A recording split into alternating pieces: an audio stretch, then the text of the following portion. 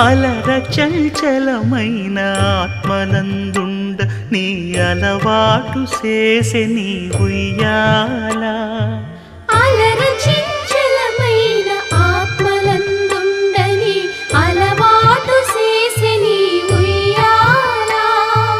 పలుమారు ఉచ్ఛ్వాస పవనమందుండ నీ భావంబు తెలిపే నీ ఉయ్యాల పలుమారు ఉచ్ఛ్వాస పవనమందుండని నీ భావంబు తెలిపే నీ